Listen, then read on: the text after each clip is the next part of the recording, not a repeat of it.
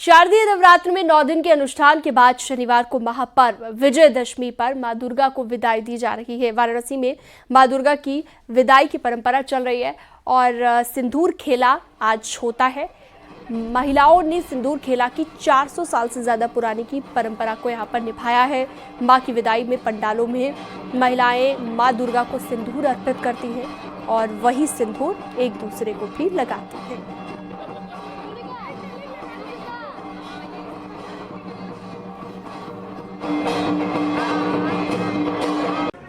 9 दिनों तक मां की उपासना आराधना के बाद आज मां की विदाई का वक्त है। बेहद भावुक है और मान्यताओं के मुताबिक तो मां इन 9 दिनों तक अपने मायके आती हैं और फिर यहाँ पर उनकी सेवा होती है और फिर वो विदाई के बाद अपने ससुराल जाती हैं। तो जैसे बेटी की विदाई के वक्त घर वाले भावुक होते हैं, वैसे ही हर भक्त भावुक होता है। इसी भावुकता से ओतप्रोत जो तस्वीर होती है वो सबसे अनूठी तस्वीर होती है माँ की विदाई के वक्त सिंदूर खेला की। माँ को जितनी भी महिलाएं होती हैं वो सिंदूर अर्पित करती हैं और वही सिंदूर ना केवल फिर वो अपने माथे पर लगाती हैं, अपनी मांग में भरती हैं, बल्कि दूसरे को भी लगाती हैं। यानी कि जैसा मेरा सुख समृद्धि बनी रहे वैसे दूसरे की, ये भाव है दूसरे के सुख में सुख ढूंढने का। और इसी भाव के साथ इस बार भी ये तस्वीरें काशी में आपको देखने को मिल रही हैं। माँ की विदाई का वक्त हो गया है और आप ये देखिए अब सिंदूर खेला की जो रस्म है वो हो रही है। कैसे महिलाएं जो है एक दूसरे को सिंदूर लगा रही हैं। ये सिंदूर खेला यूँ तो ये बंगाल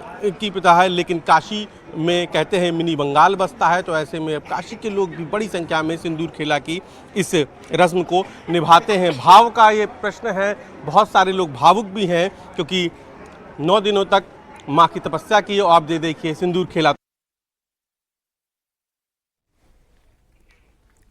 आगे बढ़ते हैं और आपको बताते हैं आगरा में रामलीला के दौरान अराजक तत्वों ने राम और लक्ष्मण के रूप में पटाखा फेंक दिया।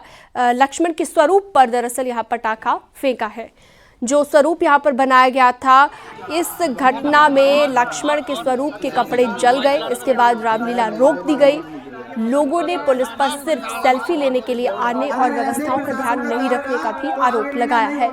एतमादपुर इलाके की ये घटना है। यहाँ पर रामलीला में मेघनाथ वध के दौरान ये घटना हुई है।